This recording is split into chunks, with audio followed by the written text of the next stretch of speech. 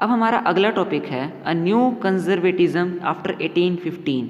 अब सब लोगों की आइडियोलॉजी लिबरलिज्म की तरफ जा चुकी थी, लेकिन बीच में ऐसा क्या हुआ कि जब सब कंजर्वेटिज्म की तरफ चले गए।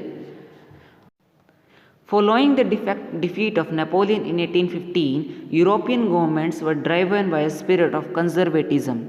अब 1815 की लड़ाई जो कि वोटरलू में हुई, जहाँ पर नेपोलियन की हार हो गई।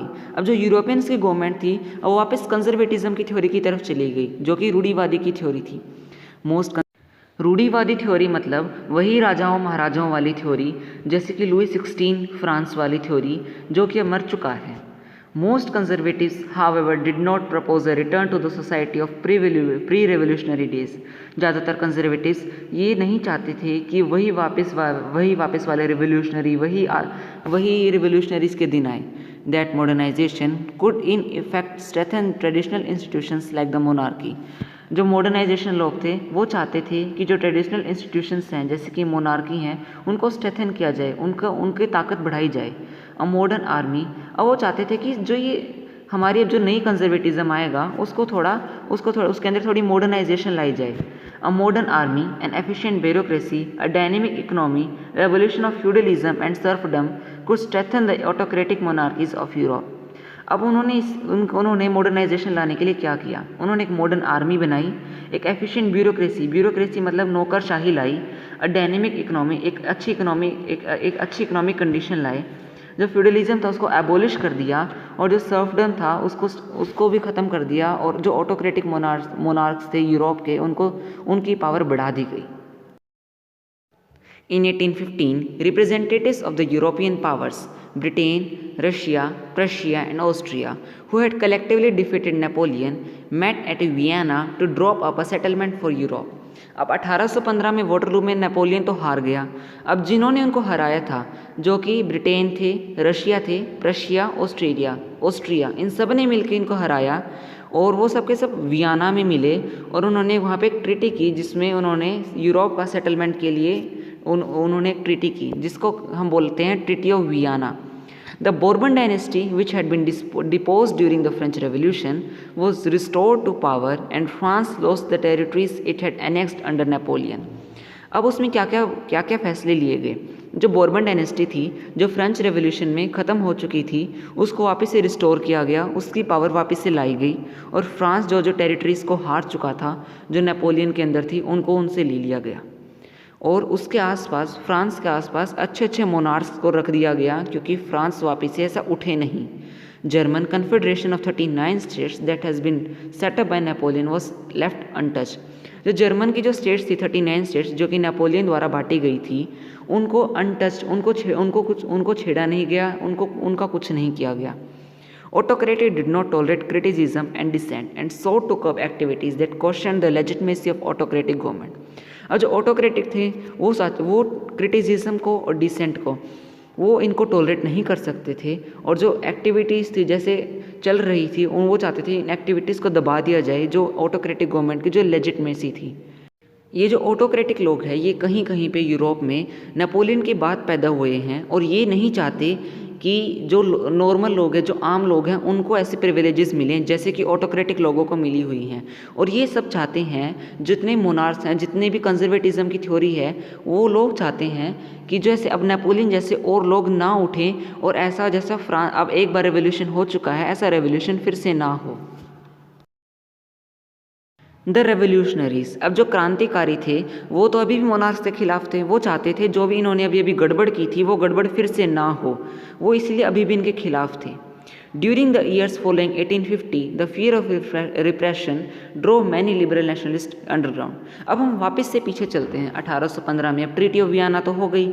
अब जो लिबरल नेशनलिस्ट थे वो तो अभी भी वो चाहते थे कि हम दबे ना वापस से, वो सबके सब अंडरग्राउंड हो गए, और वो अंडरग्राउंड चीज़ों को करने लगे। Revolutionary at this time meant a commitment to oppose monarchical forms and to fight for liberty and freedom. जो रिवोल्यूशनरीज थे ये चाहते थे ये अंडरग्राउंड होके ये जो मोनार्कियल फॉर्म्स थी, जो ये राजा महाराजाओं का जो ग्रुप था, ये इनको अपोज करने लगे, और जो लिबर्टी और फ्रीडम के लिए लड़ने लगे। अब इसमें से एक बहुत अच्छा क्रांतिकारी, बहुत महान क्रांतिकारी गिसेप मैज़िनी उभर के आया। गिसेप मैज़िनी बोर्न इन जिनोवा इन 1807, जो गिसेप मैज़िनी था वो 1807 में जिनोवा में पैदा हुआ। He became a member of the secret society of the Carbonari, वो सीक्रेट सोसाइटी जो उसका एक सीक्रेट सोसाइटी है कार्बोनारी, उसका मेंबर बना। He was sent in to exile in 1831 for attempting a revolution in Liguria, वो उसको 1831 में देश निकाला दे दिया गया और उसने फिर उसको देश निकाला मिल चुका। अब वो लिग्वेरिया में गया और वहाँ पे उसने एक रेवोल्यूशन किया।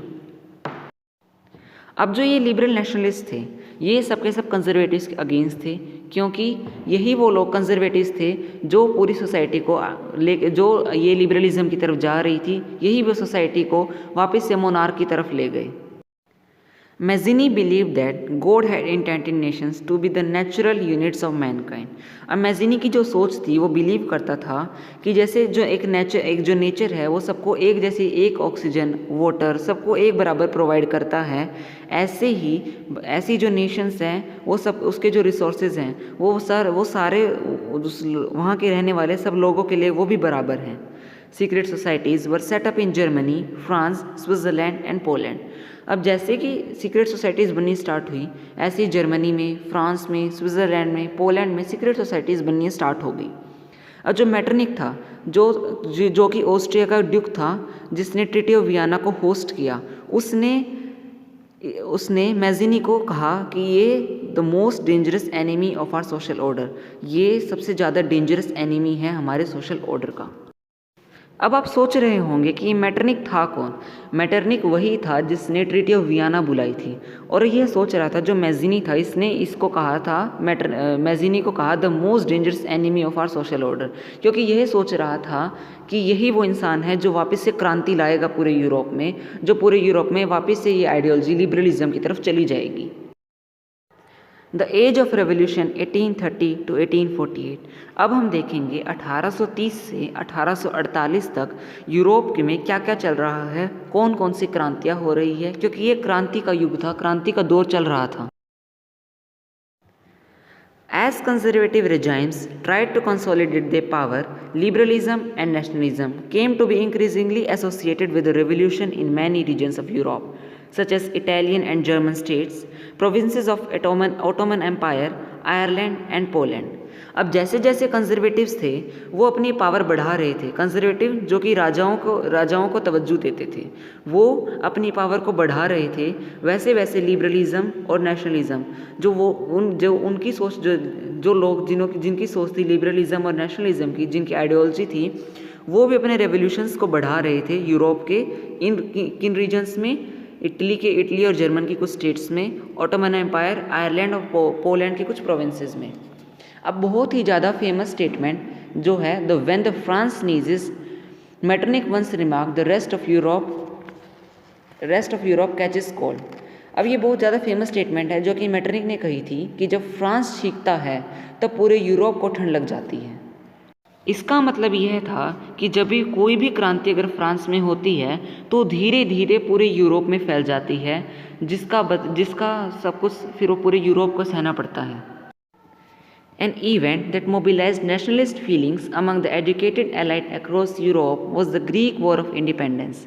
अब जो लिबरल नेशनलिस्ट लोग थे वो सोचने लगे कि जो एजुकेटेड लोग हैं उनको भी ये बता दिया जाए, उनके अंदर भी ये चिंगारी डाल दी जाए कि जो लिबरलिज्म है ये बहुत अच्छी फीलिंग है और जो हमें कंजर्वेटिज्म से दूर जाना चाहिए।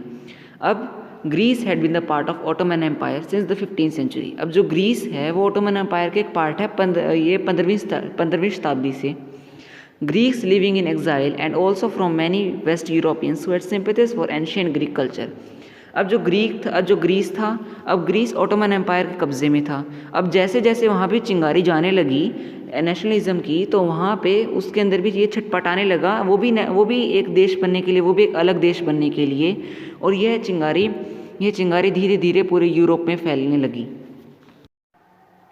इस वीडियो में हमने यह पढ़ा कि जो नेपोलियन था 1815 में हार गया, जो सबकी सोच जो लिबरलिज्म की तरफ जा रही थी वो वापस मुड़ के कंजर्वेटिज्म की तरफ आ गई, और 1815 में ब्रिटेन, रशिया, प्रशिया, ऑस्ट्रिया इन सब ने मिलके एक ट्रीटी की जो कि वियना में हुई, जिसे हम बोलते हैं ट्रीटी ऑफ वियना। अब 1815 में अब जो लिबरल नेशनलिस्ट थे ये सब के सब ये अब जो कंजर्वेटिव्स थे सब के सब कंजर्वेटिज्म की तरफ जा चुके हैं, लेकिन जो लिबरल नेशनलिस्ट थे वो अंडरग्राउंड अपनी सीक्रेट सोसाइटीज़ बनाने लगे। उसमें से जो सबसे फेमस जो रेवोल्यूशनरी उभर कर आया वो था गिसिप मैज़ेनी। अब कंजर्वेटिव्स अपनी पावर बढ़ाने लगे, तो साथ के साथ जो लिबरल लोग थे, नेशनलिस्ट लोग थे, वो भी क्या करने लगे, वो भी अपने रेवोल्यूशंस बढ़ाने लगे यूरोप के कुछ पार्ट्स में, जैसे कि Italy, German states, provinces of Ottoman Empire, Ireland and Poland. अब जो कि काफ़ी फेमस स्टेटमेंट है जो कि मेटरनिक ने कही थी, जब फ्रांस छींकता है तो पूरे यूरोप को ठंड लग जाती है। अब ग्रीस जो ऑटोमन एम्पायर में था वह भी छटपटाने लगा, किसके लिए, वो भी नेशनलिज्म के लिए छटपटाने लगा। वो भी चाहता था कि मेरा भी एक अलग देश बने, वो भी चाहता था कि उसकी भी यूनिफिकेशन हो। इसके आगे हम अगली वीडियो में पढ़ेंगे।